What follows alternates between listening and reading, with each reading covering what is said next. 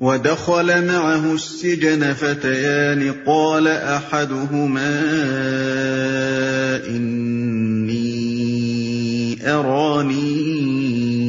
أعصر خمرا وقال الآخر إني أراني أحمل فوق رأسي خبزا تأكل الطير منه نبئنا بتأويله إنا نراك من المحسنين۔ قید خانے میں 2 غلام اور بھی اس کے ساتھ داخل ہوئے۔ ایک روز ان میں سے ایک نے اس سے کہا، میں نے خواب میں دیکھا ہے کہ میں شراب کشید کر رہا ہوں۔ دوسرے نے کہا، میں نے دیکھا کہ میرے سر پر روٹیاں رکھی ہیں اور پرندے ان کو کھا رہے ہیں۔ دونوں نے کہا، ہمیں اس کی تعبیر بتائیے، ہم دیکھتے ہیں کہ آپ ایک نیک آدمی ہیں۔ قید خانے میں 2 غلام۔ غالباً اس وقت جبکہ حضرت یوسف علیہ السلام قید کیے گئے ان کی عمر 20-21 سال سے زیادہ نہ ہوگی۔ تلمود میں بیان کیا گیا ہے کہ قید خانے سے چھوٹ کر جب وہ مصر کے فرمانروا ہوئے تو ان کی عمر 30 سال تھی، اور قرآن کہتا ہے کہ قید خانے میں وہ بضع سنین یعنی کئی سال رہے۔ بضع کا اطلاق عربی زبان میں 10 تک کے عدد کے لیے ہوتا ہے۔ اس کے ساتھ داخل ہوئے۔ یہ 2 غلام جو قید خانے میں حضرت یوسف علیہ السلام کے ساتھ داخل ہوئے تھے، ان کے متعلق بائبل کی روایت ہے کہ ان میں سے ایک شاہ مصر کے ساقیوں کا سردار تھا اور دوسرا شاہی نان بائیوں کا افسر۔ تلمود کا بیان ہے کہ ان دونوں کو شاہ مصر نے اس قصور پر جیل بھیجا تھا کہ ایک دعوت کے موقع پر روٹیوں میں کچھ کرکراہٹ پائی گئی تھی اور شراب کے ایک گلاس میں مکھی نکل آئی تھی۔ ہم دیکھتے ہیں کہ آپ ایک نیک آدمی ہیں۔ اس سے اندازہ کیا جا سکتا ہے کہ قید خانے میں حضرت یوسف علیہ السلام کس نگاہ سے دیکھے جاتے تھے۔ اوپر جن واقعات کا ذکر گزر چکا ہے ان کو پیش نظر رکھنے سے یہ بات قابل تعجب نہیں رہتی کہ ان 2 قیدیوں نے آخر حضرت یوسف علیہ السلام ہی سے آ کر اپنے خواب کی تعبیر کیوں پوچھی اور ان کی خدمت میں یہ نظر عقیدت کیوں پیش کی کہ انا نراک من المحسنین، یعنی ہم تجھے احسان کرنے والوں میں سے دیکھتے ہیں۔ جیل کے اندر اور باہر سب لوگ جانتے تھے کہ یہ شخص کوئی مجرم نہیں ہے بلکہ ایک نہایت نیک نفس آدمی ہے، سخت ترین آزمائشوں میں اپنی پرہیزگاری کا ثبوت دے چکا ہے۔ آج پورے ملک میں اس سے زیادہ نیک انسان کوئی نہیں ہے، حتیٰ کہ ملک کے مذہبی پیشواؤں میں بھی اس کی نظیر مفقود ہے۔ یہی وجہ تھی کہ نہ صرف قیدی ان کو عقیدت کی نگاہ سے دیکھتے تھے بلکہ قید خانے کے حکام اور اہلکار تک ان کے معتقد ہو گئے۔ چنانچہ بائبل میں ہے کہ قید خانے کے داروغہ نے سب قیدیوں کو جو قید میں تھے یوسف علیہ السلام کے ہاتھ میں سونپا اور جو کچھ وہ کرتے اسی کے حکم سے کرتے تھے، اور قید خانے کا داروغہ سب کاموں کی طرف سے جو اس کے ہاتھ میں تھے بے فکر تھا۔ پیدائش باب 39 آیت 22 اور 23۔ قال لا يأتيكما طعام ترزقانه إلا نبأتكما بتأويله قبل أن يأتيكما ذلكما مما علمني ربي إني تركت ملة قوم لا يؤمنون بالله وهم بالآخرة هم كافرون واتبعت ملة آبائي إبراهيم وإسحاق ويعقوب ما كان لنا أن نشرك بالله من شيء ذلك من فضل الله علينا وعلى الناس ولكن أكثر الناس لا يشكرون۔ یوسف نے کہا، یہاں جو کھانا تمہیں ملا کرتا ہے اس کے آنے سے پہلے میں تمہیں ان خوابوں کی تعبیر بتا دوں گا۔ یہ علم ان علوم میں سے ہے جو میرے رب نے مجھے عطا کیے ہیں۔ واقعہ یہ ہے کہ میں نے ان لوگوں کا طریقہ چھوڑ کر جو اللہ پر ایمان نہیں لاتے اور آخرت کا انکار کرتے ہیں، اپنے بزرگوں ابراہیم، اسحاق اور یعقوب کا طریقہ اختیار کیا ہے۔ ہمارا یہ کام نہیں ہے کہ اللہ کے ساتھ کسی کو شریک ٹھہرائیں۔ در حقیقت یہ اللہ کا فضل ہے ہم پر اور تمام انسانوں پر کہ اس نے اپنے سوا کسی کا بندہ ہمیں نہیں بنایا، مگر اکثر لوگ شکر نہیں کرتے۔ يا صاحبي السجن أأرباب متفرقون خير أم الله الواحد القهار ما تعبدون من دونه إلا أسماء سميتموها أنتم وآباؤكم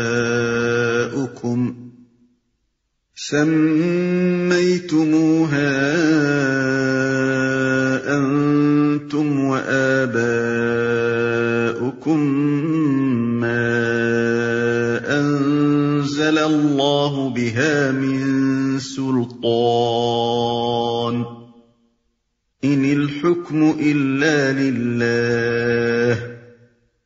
أمر ألا تعبدوا إلا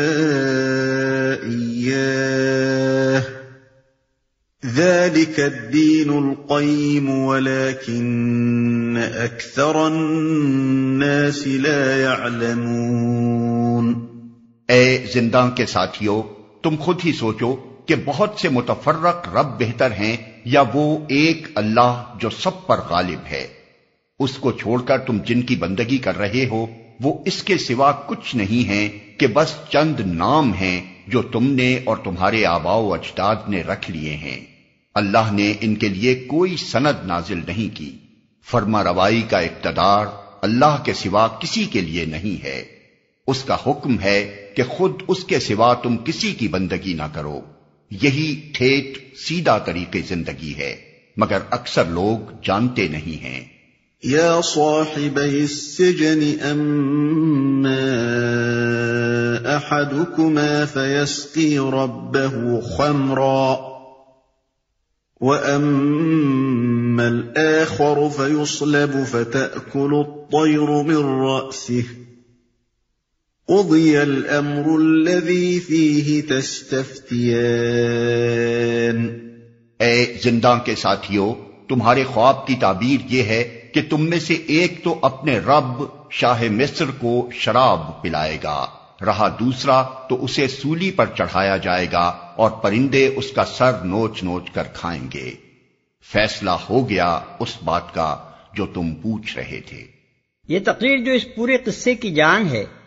اور خود قرآن میں بھی توحید کی بہترین تقریروں میں سے ہے، بائبل اور تلمود میں کہیں اس کی طرف ادنا اشارہ تک نہیں ہے۔ وہ حضرت یوسف علیہ السلام کو محض ایک دانشمند اور پرہیزگار آدمی کی حیثیت سے پیش کرتی ہیں، مگر قرآن صرف یہی نہیں کہ ان کی سیرت کے ان پہلوؤں کو بھی بائبل اور تلمود کی بنسبت بہت زیادہ روشن کر کے پیش کرتا ہے،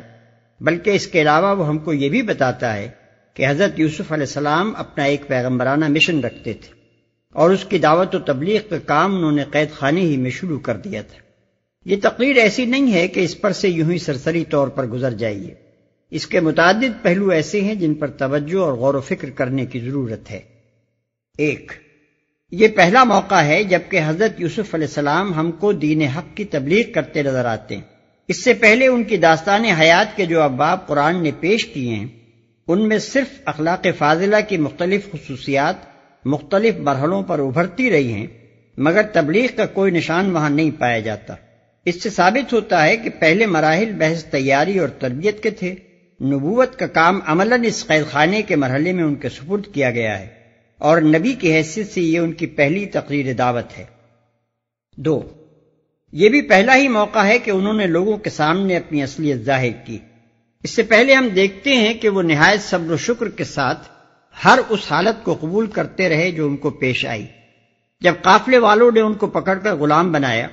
جب وہ مصر لائے گئے، جب انہیں عزیز مصر کے ہاتھ فروخت کیا گیا، جب انہیں جیل بھیجا گیا، ان میں سے کسی موقع پر بھی انہوں نے یہ نہیں بتایا کہ میں ابراہیم و اسحاق علیہ السلام کا پوتا اور یعقوب علیہ السلام کا بیٹا ہوں۔ ان کے باپ دادا کوئی غیر معروف لوگ نہ تھے۔ قافلے والے خواہ اہل مدین ہوں یا اسماعیلی، دونوں ان کے خاندان سے قریبی تعلق رکھنے والے ہی تھے۔ اہل مصر بھی کم از کم حضرت ابراہیم علیہ السلام سے تو ناواقف نہ تھے، بلکہ حضرت یوسف علیہ السلام جس انداز سے ان کا اور حضرت یعقوب علیہ السلام کا اور اسحاق علیہ السلام کا ذکر کر رہے ہیں، اس سے اندازہ ہوتا ہے کہ تینوں بزرگوں کی شہرت مصر میں پہنچی ہوئی تھی، لیکن حضرت یوسف علیہ السلام نے کبھی باپ دادا کا نام لے کر اپنے آپ کو ان حالات سے نکالنے کی کوشش نہ کی جن میں وہ پچھلے 4-5 سال کے دوران میں مبتلا ہوتے رہے۔ غالباً وہ خود بھی اچھی طرح سمجھ رہے تھے کہ اللہ تعالیٰ جو کچھ انہیں بنانا چاہتا ہے اس کے لیے ان کا ان حالات سے گزرنا ہی ضروری ہے،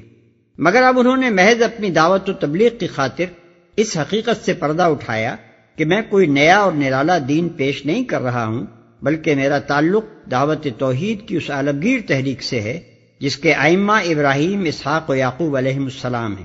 ایسا کرنا اس لیے ضروری تھا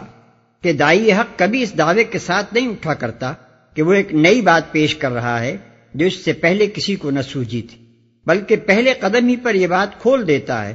کہ میں اس ازلی و ابدی حقیقت کی طرف بلا رہا ہوں جو ہمیشہ سے تمام اہل حق پیش کرتے رہے ہیں۔ 3، پھر حضرت یوسف علیہ السلام نے جس طرح اپنی تبلیغ کے لیے موقع نکالا اس میں ہم کو حکمت تبلیغ کا ایک اہم سبق ملتا ہے۔ 2 آدمی اپنا خواب بیان کرتے ہیں اور اپنی عقیدت مندی کا اظہار کرتے ہوئے اس کی تعبیر پوچھتے ہیں۔ جواب میں آپ فرماتے ہیں کہ تعبیر تو میں تمہیں ضرور بتاؤں گا، مگر پہلے یہ سن لو کہ اس علم کا ماخذ کیا ہے جس کی بنا پر میں تمہیں تعبیر دیتا ہوں۔ اس طرح ان کی بات میں سے اپنی بات کہنے کا موقع نکال کر آپ ان کے سامنے اپنا دین پیش کرنا شروع کر دیتے ہیں۔ اس سے یہ سبق ملتا ہے کہ فی الواقع کسی شخص کے دل میں اگر تبلیغ حق کی دھن سمائی ہوئی ہو اور وہ حکمت بھی رکھتا ہو تو کیسی خوبصورتی کے ساتھ وہ گفتگو کا رخ اپنی دعوت کی طرف پھیر سکتا ہے۔ جسے دعوت کی دھن لگی ہوئی نہیں ہوتی اس کے سامنے تو مواقع پر مواقع آتے ہیں اور وہ کبھی محسوس نہیں کرتا کہ یہ موقع ہے اپنی بات کہنے کا، مگر وہ جسے دھن لگی ہوئی ہوتی ہے وہ موقع کی تاک میں لگا رہتا ہے اور اسے پاتے ہی اپنا کام شروع کر دیتا ہے۔ البتہ بہت فرق ہے حکیم کی موقع شناسی میں اور اس نادان مبلغ کی بھونڈی تبلیغ میں جو موقع و محل کا لحاظ کیے بغیر لوگوں کے کانوں میں زبردستی اپنی دعوت ٹھوسنے کی کوشش کرتا ہے اور پھر لیچڑ پن اور جھگڑالو پن سے انہیں الٹا متنفر کر کے چھوڑتا ہے۔ 4، اس سے یہ بھی معلوم کیا جا سکتا ہے کہ لوگوں کے سامنے دعوت دین پیش کرنے کا صحیح ڈھنگ کیا ہے۔ حضرت یوسف علیہ السلام چھوٹتے ہی دین کے تفصیلی اصول اور ضوابط پیش کرنے شروع نہیں کر دیتے، بلکہ ان کے سامنے دین کے اس نقطۂ آغاز کو پیش کرتے ہیں جہاں سے اہل حق کا راستہ اہل باطل کے راستے سے جدا ہوتا ہے، یعنی توحید اور شرک کا فرق۔ پھر اس فرق کو وہ ایسے معقول طریقے سے واضح کرتے ہیں کہ عقل عام رکھنے والا کوئی شخص اسے محسوس کیے بغیر نہیں رہ سکتا۔ خصوصیت کے ساتھ جو لوگ اس وقت ان کے مخاطب تھے ان کے دل و دماغ میں تو تیر کی طرح یہ بات اتر گئی ہوگی، کیونکہ وہ نوکر پیشہ غلام تھے اور اپنے دل کی گہرائیوں میں اس بات کو خوب محسوس کر سکتے تھے کہ ایک آقا کا غلام ہونا بہتر ہے یا بہت سے آقاؤں کا، اور سارے جہان کے آقا کی بندگی بہتر ہے یا بندوں کی بندگی۔ پھر وہ یہ بھی نہیں کہتے کہ اپنا دین چھوڑو اور میرے دین میں آ جاؤ، بلکہ ایک عجیب انداز میں ان سے کہتے ہیں کہ دیکھو اللہ کا یہ کتنا بڑا فضل ہے کہ اس نے اپنے سوا ہم کو کسی کا بندہ نہیں بنایا، مگر لوگ اس کا شکر ادا نہیں کرتے اور خواہ مخواہ خود گھڑ گھڑ کر اپنے رب بناتے اور ان کی بندگی کرتے ہیں۔ پھر وہ اپنے مخاطبوں کے دین پر تنقید بھی کرتے ہیں، مگر نہایت معقولیت کے ساتھ اور دل آزاری کے ہر شائبے کے بغیر۔ بس اتنا کہنے پر اکتفا کرتے ہیں کہ یہ معبود جن میں سے کسی کو تم انداتا، کسی کو خداوند نعمت، کسی کو مالک زمین اور کسی کو رب دولت یا مختار صحت و مرض وغیرہ کہتے ہو، یہ سب خالی خولی نام ہی ہیں۔ ان ناموں کے پیچھے کوئی حقیقی انداتائی و خداوندی اور مالکیت و ربوبیت موجود نہیں ہے۔ اصل مالک اللہ تعالیٰ ہے جسے تم بھی کائنات کا خالق و رب تسلیم کرتے ہو، اور اس نے ان میں سے کسی کے لیے بھی خداوندی اور معبودیت کی کوئی سند نہیں اتاری ہے۔ اس نے تو فرمانروائی کے سارے حقوق اور اختیارات اپنے ہی لیے مخصوص رکھے ہیں اور اس کا حکم ہے کہ تم اس کے سوا کسی کی بندگی نہ کرو۔ 5، اس سے یہ بھی اندازہ کیا جا سکتا ہے کہ حضرت یوسف علیہ السلام نے قید خانے کی زندگی کے یہ 8-10 سال کس طرح گزارے ہوں گے۔ لوگ سمجھتے ہیں کہ قرآن میں چونکہ ان کے ایک ہی وعد کا ذکر ہے اس لیے انہوں نے صرف ایک ہی دفعہ دعوت دین کے لیے زبان کھولی تھی، مگر اول تو ایک پیغمبر کے متعلق یہ گمان کرنا ہی سخت بدگمانی ہے کہ وہ اپنے اصل کام سے غافل ہوگا۔ پھر جس شخص کی تبلیغی دھن کا یہ حال تھا کہ 2 آدمی تعبیر خواب پوچھتے ہیں اور وہ اس موقع سے فائدہ اٹھا کر دین کی تبلیغ شروع کر دیتا ہے، اس کے متعلق یہ کیسے گمان کیا جا سکتا ہے کہ اس نے قید خانے کے یہ چند سال خاموش ہی گزار دیے ہوں گے۔ وقال للذي ظن أنه ناج منهما اذكرني عند ربك فأنساه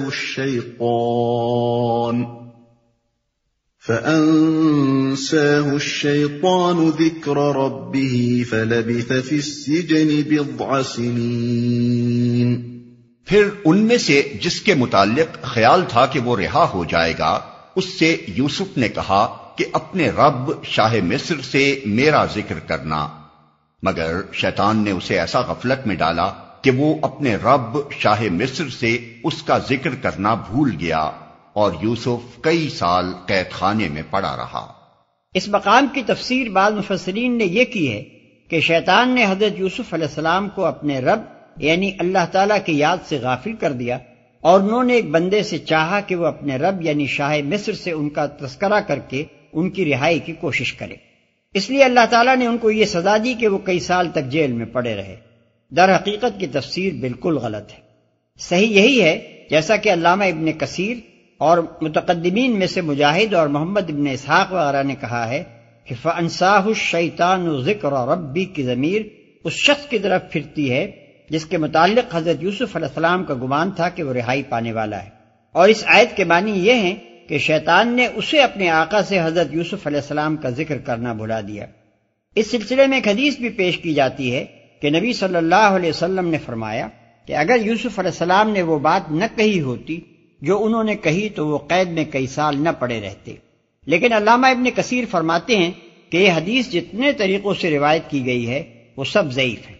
بعض طریقوں سے یہ مرفوعاً روایت کی گئی ہے، اور ان میں سفیان بن وکی اور ابراہیم بن یزید راوی ہیں جو دونوں ناقابل اعتماد ہیں، اور بعض طریقوں سے یہ مرسلن روایت ہوئی ہے، اور ایسے معاملات میں مرسلات کا اعتبار نہیں کیا جا سکتا۔